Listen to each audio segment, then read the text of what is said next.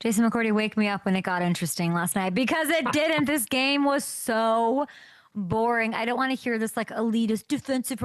What was your big takeaway from the entire game last night? I think you look at Jordan Love going into half. That fumble ended up to be a huge play when you lose the game by 3 points. But Kate, one of the greatest Super Bowls ever played, the score was 13-3. So I think you should appreciate when you see some elite defenses Oh out my there God. stopping quarterbacks, run game, but whatever they wanted to do, they were just getting stomped in the teeth. You got to appreciate that. 4 a.m, Matthew Hamilton, pop on here. Do what you were meant to do, Matthew. And he goes, he literally is like, should we show the Super Bowl highlights? What did you two chat last night? On the Matt? I same said, hey, wavelength. yeah, one of the best defensive Super Bowl performances in history. And this guy had one of the best interceptions in Super Bowl That's true. history. Put some respect on a defensive battle. That's all. I love that. I love that. But for me, that game, like both quarterbacks, both offenses, when it comes to Philly, you want to see more. You want to see them take chances. You want to see Jalen Hurts get the ball down the field. I think to a certain extent, though, Philly looks at it and they went into that game with a game plan of, you know what, we're going to run the ball. We're going to put 6 offensive linemen on the field. We're not going to take those chances. We're going to go RPO, easy pass game, and we feel like that's going to do enough to win the game. So you can appreciate that side of it from Philly. They find ways to win. On the Packers side of it, we watched Jordan Love throw the ball at Quinyon Mitchell a lot more than he threw the ball out of Dory Jackson. We watched him fumble that ball that I mentioned. You wanted to see more. We watched illegal procedure formations take away big plays. There were drops on the field. Watson had a deep play he could have made. So I think from the Packers side of it, you're still looking for more out of Jordan Love and Matt LaFleur because you feel like there's such a high ceiling, but you don't see it on a consistent basis. You definitely don't. The Eagles you're talking about, Nick Sirianni chooses to go for it on 4th and 6. There's like 30 seconds left on the clock. Hurts goes deep to AJ. Incomplete. What did you make of that decision? Risky. I listened to his explanation about the field goal and the wind and all of that. Made complete sense. I still don't, if you're going to go for it, I don't like the play call. I think they were looking for Devontae Smith on the inside on the slant. I would have liked A.J. Brown, a comeback, some type of one-on-one route where he could have got away from the DB opposed to just a low percentage pass of just run deep and throw the ball up, especially when all game long you've been super conservative. You haven't really taken those shots down the field, and then you wait for that point in the game to do it. That, for me, was the confusing part when you look at that 4th down call. Your former teammate, Jaelan Phillips, went off in his Eagles debut. How did we let this happen? How did the NFL let Howie Roseman pull him in? And tell me why that was the dumbest decision. The rest of the NFL didn't block that or trade for him instead. And that's the crazy thing is I feel like other teams were trying to do it, trying to get different players from different teams. I know I had Buffalo this past week, and Brandon Beam was pissed off, their general manager, because he was calling around the league trying to get players, and no one wanted to trade to Buffalo, especially the Jets in the division, different things like that. But credit to Howie Roseman. You go out and you get Jaelan Phillips to come over, who was coached by the Eagles defensive coordinator, Vic Fangio, before he got injured in Miami and was having one hell of a year.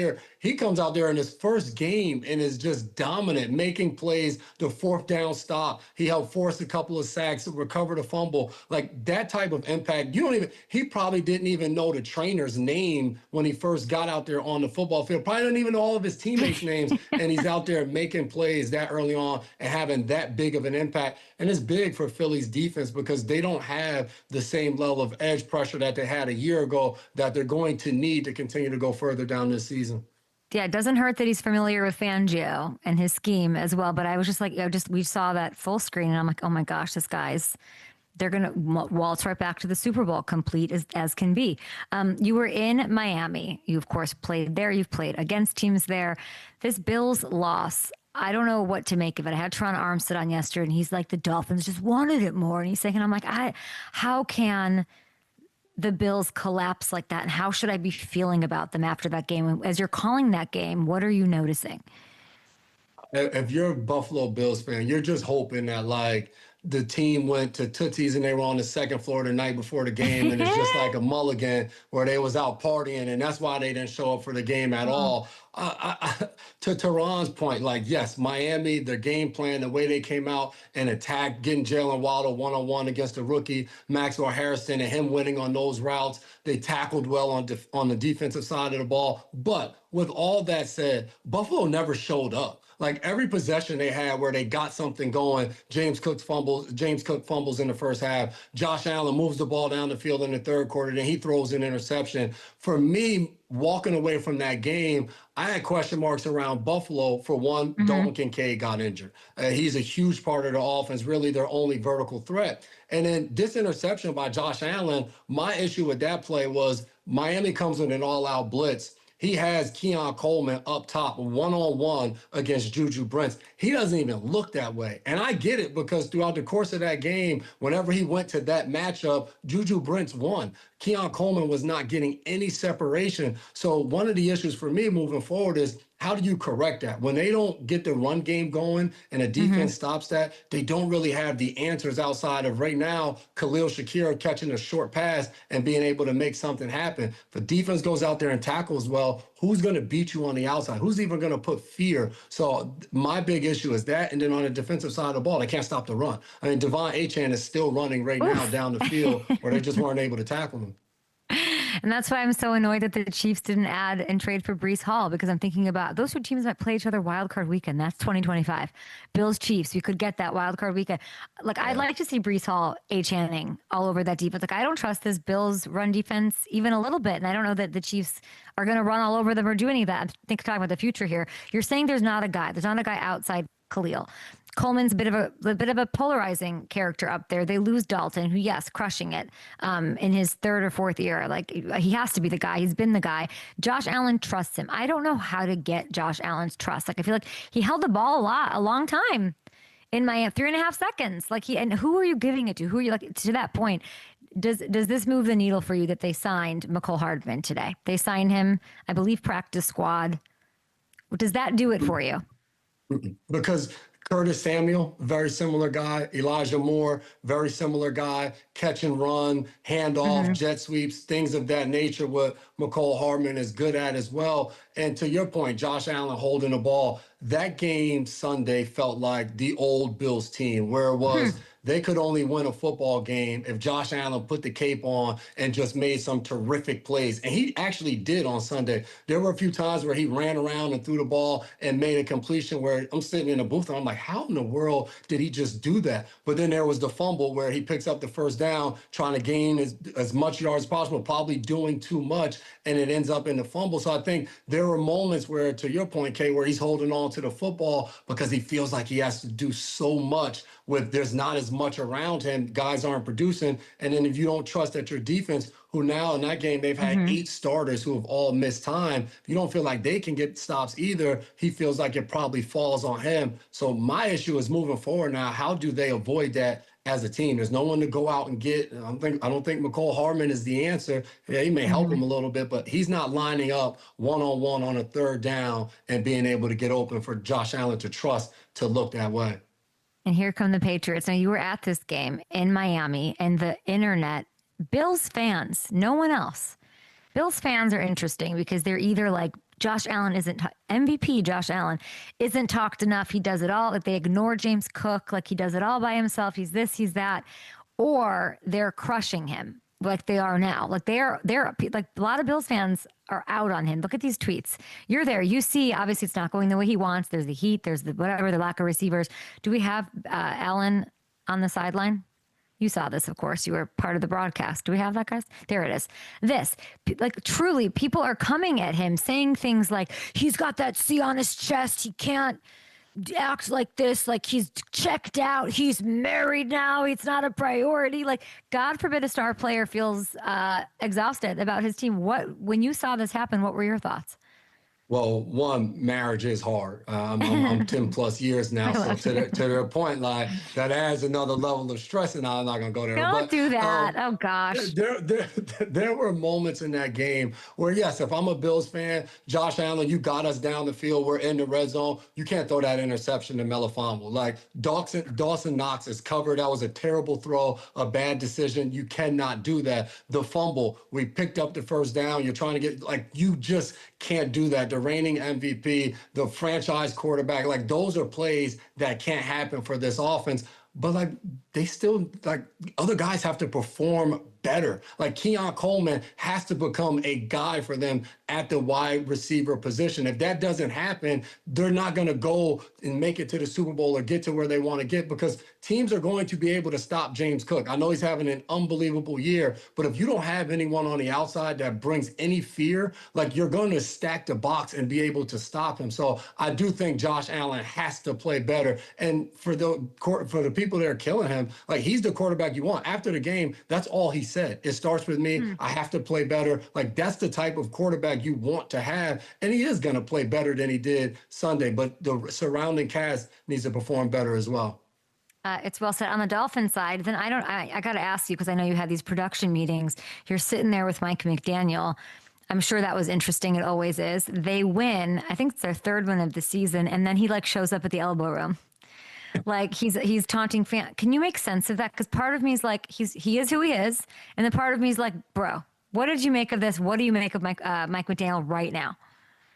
I saw he said he lives in the area, and he made a joke about AI. Like, I don't know. I don't know what that is. They're not at that point in the season yet, though. Like they're not flexing on anybody just yet. But I will say, like, they head to Madrid. They play the Commanders, who's going to be without Jaden Daniels. Their schedule moving forward, like the next few weeks, they have some games that they can kind of take advantage of. And it was cool talking to Bradley Chubb. He was like, all of us in the locker room are a little bit delusional. Like, we're at the point right now where we feel like we can run the table, whether that's true or not. So I look at the Mike McDaniel, the Tua conversation.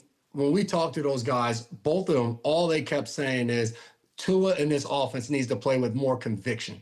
Go out there, trust in the guys that are around you. For Tua, cut the ball loose, let it go. I mean, he threw 2 interceptions, and I was critical of him in the game. And yes, they were arm punts. My criticism was Tua is leading the league in interceptions. And I feel like when you're having the type of season that they're having, like, arm punt or not, like, I'm not just chucking the ball up to just add interceptions to my stat sheet for this season. Like, but at the same token, the touchdown pass to Jalen Waddle, him playing with more confidence and trusting the guys around him, you did see that part of it on Sunday, and he did play with more conviction. And when your running back runs for as many yards as Devon Achane ran for, that seems to help win the game as well. I'm trying to get the schedule for Miami, because you're saying that they're not dead is what I'm hearing. That they could. You're saying yet, so they could go do something. Dante Whitner has a quote that he said on my show that will always stay with me, where he thinks the most important in quality in a coach, which obviously, like, your team personifies your coach's personality, is delusion. Like Jim Harbaugh saying that Herbert is the greatest thing ever, before even seeing him on the, just like hyping up, believing in, by delusional coaches like Sean Payton. They're like impressive. So they've got Commanders, Saints, Jets coming up. What are you saying that the Miami Dolphins could do here? As a team, I'm not saying I still don't have faith that the Dolphins are going to go on a run and be in the playoffs. But when you talk about specifically Mike McDaniel and what his future is as a Miami Dolphins head coach, if they start to win some games down the stretch with Tua's contract and all of that, I think there's a chance that he remains their head coach if they can get on a little bit of a run. Is that going to get them in the playoffs? No, I don't think so. But I think when you talk about job security, like, that can go a long way. If the offense starts to look like the type of offense that we expected this season, even without a Tyreek Hill, and if the defense plays the way they did on Sunday, and you're playing against Tyler Shuck, like those are some of the games that you can actually win. And next thing you know, you're looking up, and it's like, you know what? Like, we did kind of salvage the season and build some momentum going forward. You can play to save his job over the course of that schedule that you guys just saw. TV break here. We have, of course, live on YouTube. Guys, go subscribe to the Up and Adam Show with Super Bowl champion Jason McCourty. We're in break here. if I'm McDaniel, I'm like, get me the hell out of this division where I've got the Patriots now looking like this. This is a rebuilding year, Jason. Like, crap put me on to that they were going to be good, but this is insane. We've got the coach of the year vibes for Vrabel, all of that. This defense is top 10. Christian Gonzalez, love him. Marcus Jones, they've especially maybe deserved more love. How has this secondary, in your eyes, been like? How does this work as a counterpunch to a number one ranked run defense?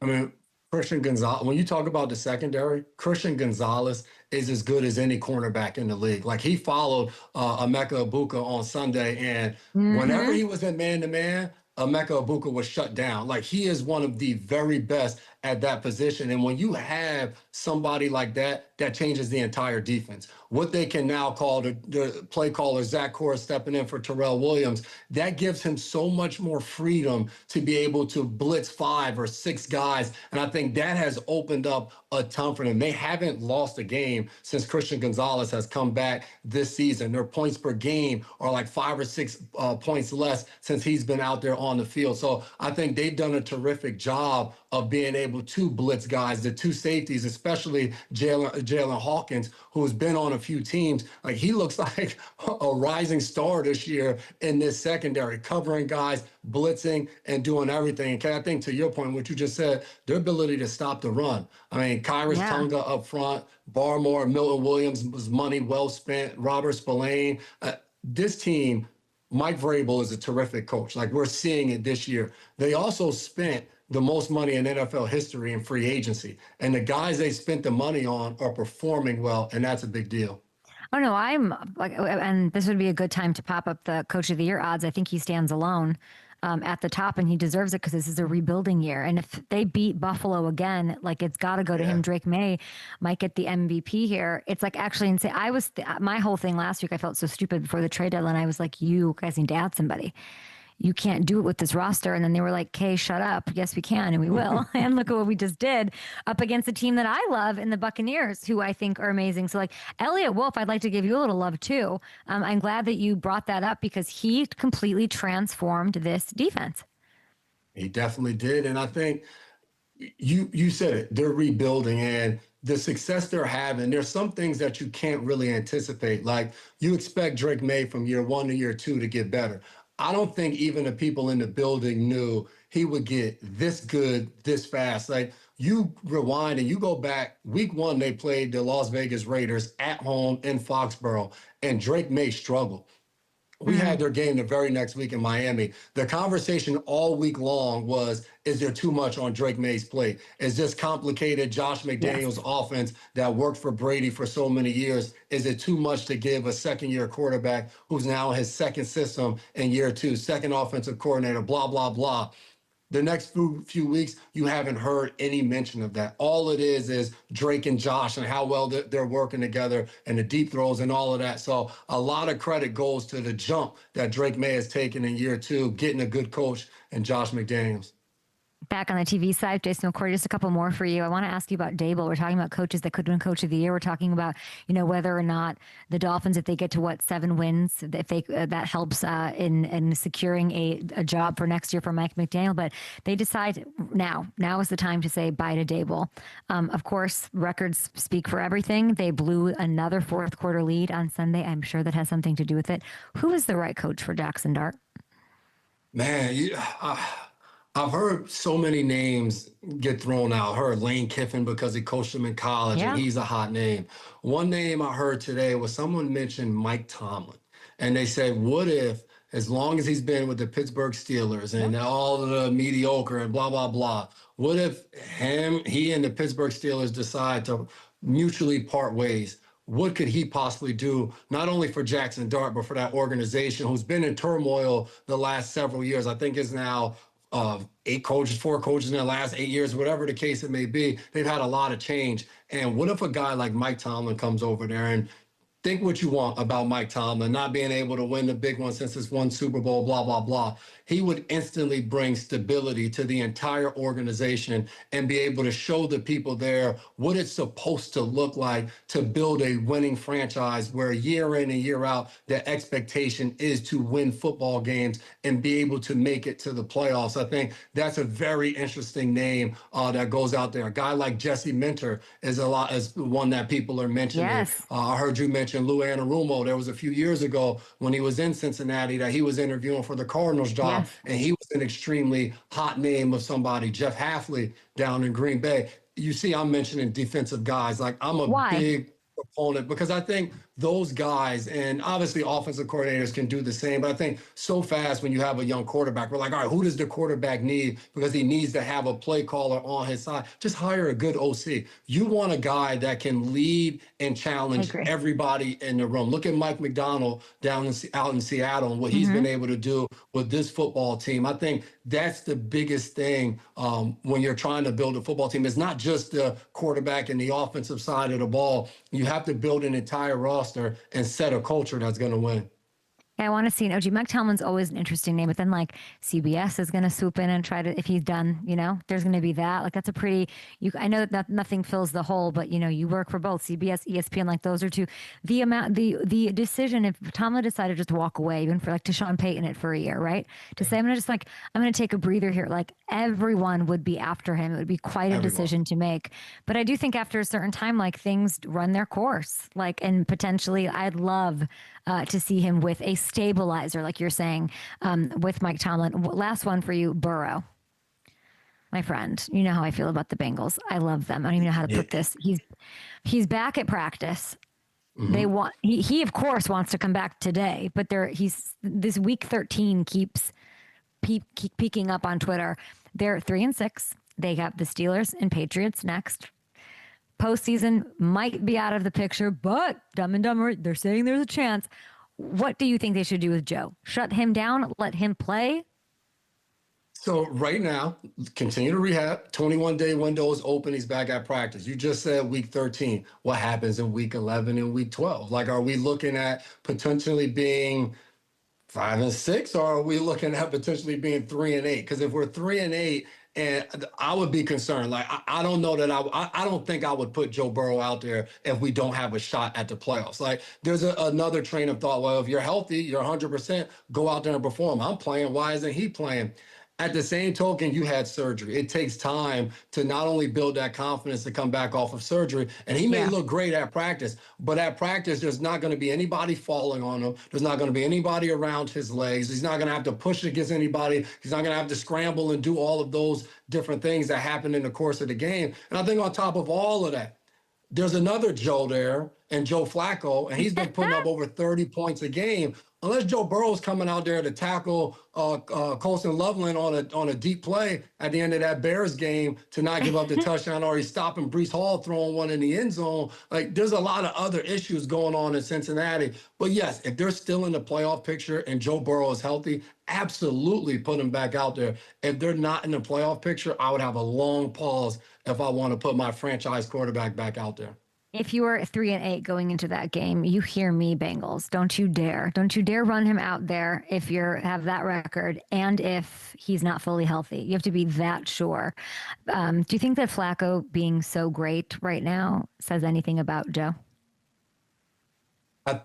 I do. I think it says something about the way they built this roster. Like, yes, you can appreciate having the weapons that they have on the outside and the talent that they have on the offensive side of the ball. But you look across the league and you look at all of the top quarterbacks, because we have Burrow in that top 4, and he's earned that, and I think he should be.